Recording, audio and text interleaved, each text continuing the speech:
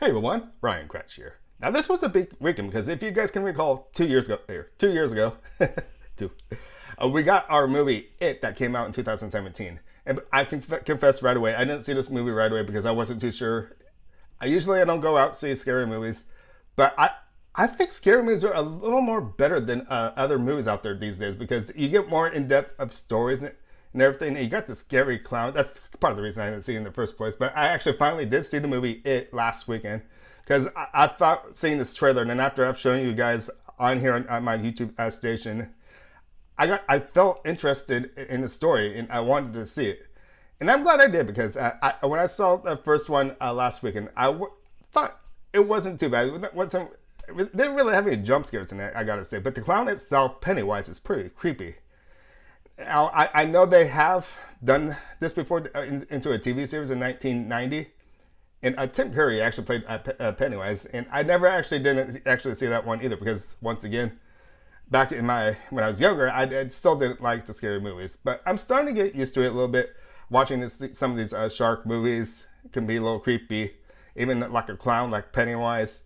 And what happens in the first It, in any ways, that's the fear. If this clown was around to get during my time, he probably would get me because of the fear. Because that's what the story actually reflects on in It with the Loser Club. There's seven of them. I hesitated there for a second because I noticed when I was reading some detail about this movie, with that TV series, they called them the Lucky Seven. And they didn't reflect it in this movie. They really call them this the Loser Club and not the Lucky Seven. But there are seven kids in the group. And this clown Pennywise feeds off their fears. And if you guys didn't, you would think after 2 years from now, you guys probably have seen it. But what happens towards the end of the first one, they become not scared anymore and start defeating their fears. So what happens in It Chapter 2 now, the story continues. I'm not going to call it sequel because I will get in trouble out there if I were. It's just another chapter, in other words. That's the reason it's called Chapter 2. I don't believe there's going to be a Chapter 3 because this is pretty much in game with this story because Stephen King pretty much reflected on certain subjects. And I really thought it was interesting too because in that 1990 version TV series, it reflected on 30 years from that point. But in the movie, it's 27 years. But I don't think years don't matter. There's a point to the story.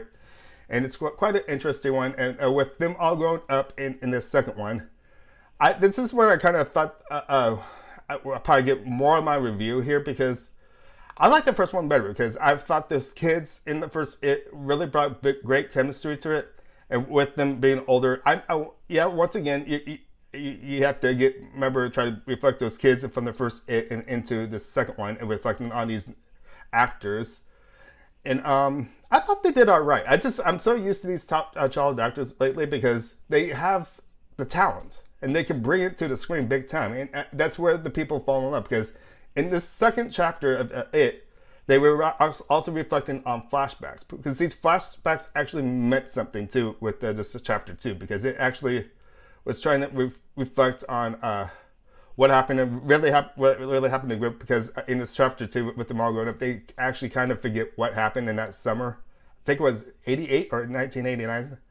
And what happened with that clown, yes, that's a big reflection of your life. But once again, once they left Derry, Maine, they kind of forgot what was going on.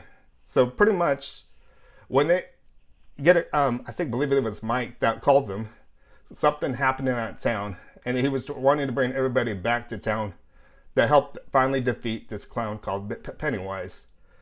And that's where I like this story because there is a story. Some scenes are actually hard to watch in this second one just as well because there is a brutal violence which I really like. But the story really reflects on it, especially in the book. I have not read the book. For those who are watching this right now, if those have read the book, leave some comments and let me know how good they stuck to the ideas and everything. And I like that symbol of the red balloon too because, and I also noticed too because when I saw the trailer, when I showed you the trailer with you guys a couple weeks, maybe a couple months ago anyways, there's some things that weren't actually in the movie. And I actually caught some deleted scenes from that trailer. And with this movie being 2 hours and 49 minutes, I don't feel it actually dragged. It got to the point, it was interesting, and once again, since the grown-up version of the Loser Club came up back to town, it also showed that they still have that fear in them still, and that they still had to defeat that along with this new clown Pennywise. So it was an interesting story. I gotta say, great story for Stephen King. And keep an eye on it because there might be a cameo, I think, in this movie. I'm not. I guess I should not have said that, but it is cool to see some appearances like that. Yeah, you gotta remember, like Stan Lee was in most of his movies, made a small cameo. It's cool because Alfred Hitchcock actually did the same thing. I think it's really cool. And okay, I want to talk about the future now too because when I saw this movie, of course there were a lot of trailers, of course, but they also reflected on another Stephen King movie that is coming to theaters here soon. It's called Doctor Sleep. Now I want to say it's a sequel, but I think it might be a prequel. So if I'm saying this wrong, let me know down in the comments once again. It looks interesting, I gotta say. And I'd seen those twin girls in the hallway. Oh my gosh, that gave me the creeps when I saw that Shining. But another part of Stephen King's books will be the Doctor Sleep will be coming to theaters here shortly. I think it's in the month of November, so it's pretty close behind it as it is. So, I would have to say with it Chapter 2, it's really entertaining, even though it's 2 hours and 49 minutes. Try to stick.